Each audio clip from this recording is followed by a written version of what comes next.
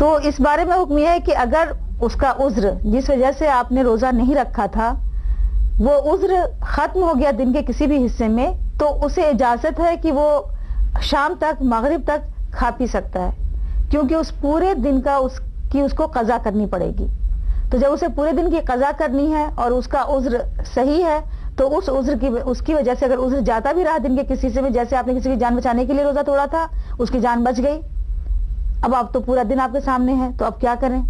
روزہ آلریڈی ٹوٹ چکا ہے۔ تو اجازت ہے اس صورت میں کہ آپ کھانا پینا شروع کر سکتے ہیں، کھانا پینا کنٹینیو رکھ سکتے ہیں شام تک، کیونکہ آپ کو رمضان کے بعد پھر اس ایک دن کی تو قضا کرنی ہی کرنی ہے۔ اس لیے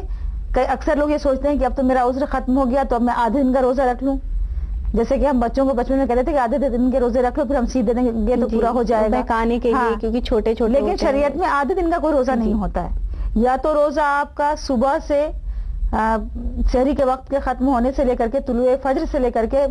غروب آفتاب تک، اس درمیان ہی آپ کو پورا روزہ رکھنا ہے۔ اگر اس درمیان آپ کو عذر تھا جس کی وجہ سے آپ نے روزہ نہیں رکھا تھا تو آپ کو پھر غروب آفتاب تک اجازت ہے کہ آپ کھا سکتے ہیں، کیونکہ اس دن کی آپ کو پھر اس کے قضا بعد میں آپ کو کرنی ہوگی۔ تو یہ وہ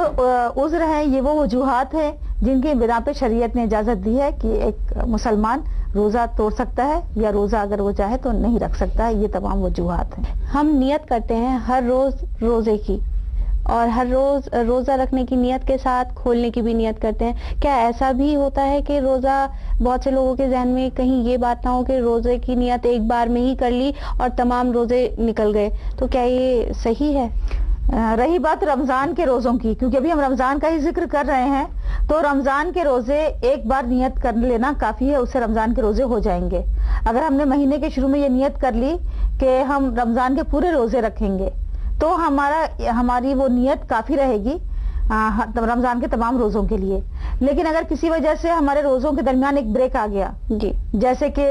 عورتوں کی صورت میں حیض نفاس کی کیفیت آ گئی، یا پھر ہم سفر پہ چلے گئے اور وہاں ہم نے 2-3 روزے نہیں رکھے، یا بیمار ہو گئے اس کی وجہ سے 2-3 روزے نہیں رکھے، تو جیسے ہی یہ ایک بریک آیا ہمارے روزے میں تو جب ہم دوبارہ رکھنا شروع کریں گے تب ہمیں نیت کرنی پڑے گی باقی تمام روزوں کی۔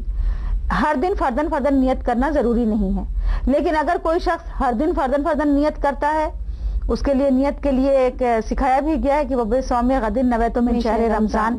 تو اس کو زبان سے کہہ بھی سکتے ہیں، اور اگر کوئی نہ کہے اور صرف دل میں نیت کر لے تو وہ بھی کافی ہے۔ تو یہ دونوں صورتیں ایک مسلمان کے لیے صحیح ہیں،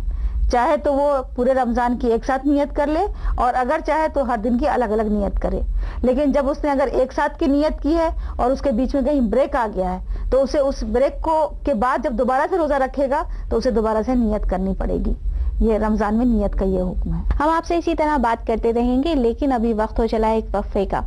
تو ناظرین آپ بھی کہیں مت جائیے، ملتے ہیں آپ سے اس وقفے کے بعد اسپیشل ایپیسوڈ میں، یعنی رمضان اسپیشل ایپیسوڈ میں۔